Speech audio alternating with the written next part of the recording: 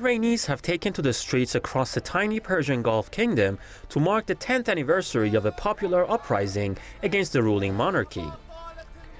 The rallies took place on Saturday night on the eve of the 2011 uprising's anniversary, with the participants chanting slogans against the Al-Khalifah regime and King Hamad bin Isa al-Khalifah.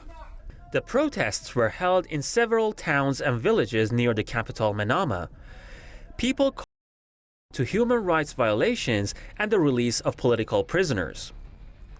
The demonstrators carried pictures of the uprising's leaders and martyrs, as well as placards vowing resistance until victory. They have waited for almost 100 years of struggle, 100 years of struggle since 1922 until now, and they put forward their demands clearly. They do not want this dictatorship. Now, of course, the situation has become even worse because the Khalifa dictators have become even more anti-people, against the people with harsh policies, but also they have gone as far as the Arab and Muslim code, and they have normalized their relationship with the Israelis.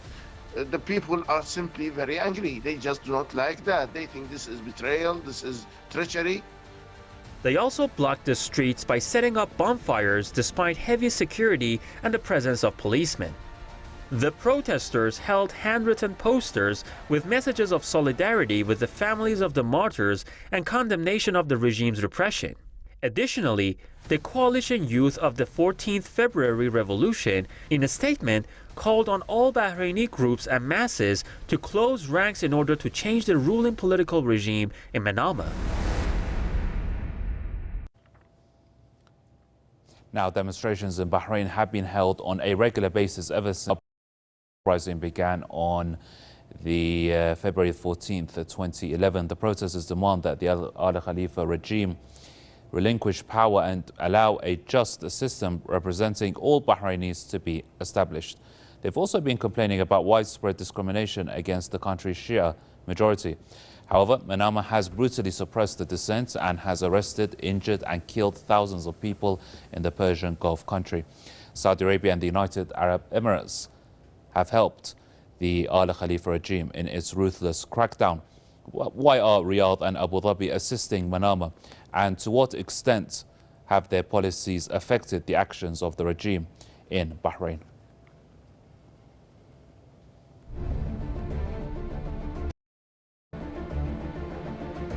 The Manama regime is pressing ahead with its heavy-handed crackdown and persecution of human rights campaigners and political dissidents, despite condemnations by the international community.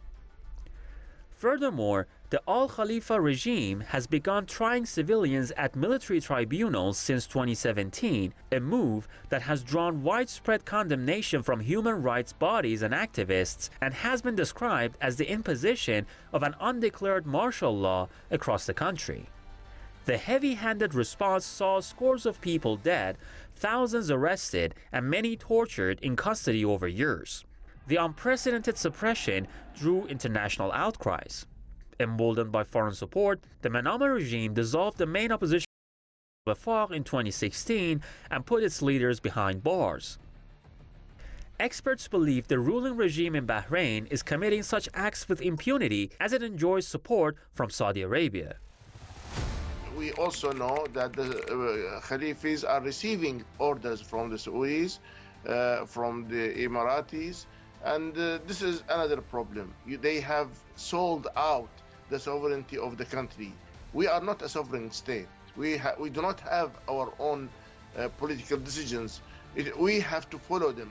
The Emirates and the Saudis say we want to go and have relations with Israel. Yes, we have to. It is not a matter of discussion and debate. It is a matter of imposition, a matter of following, accepting whatever is being imposed from the outside. But as Bahrain's most prominent Shia cleric, Sheikh Isa Qasem, noted, the actions of the Al-Khalifa regime and the unwavering support of the Saudi military cannot undermine the determination of the Bahraini people, as the reactionary and cruel rule of the Bahraini regime is incompatible with the will of the people.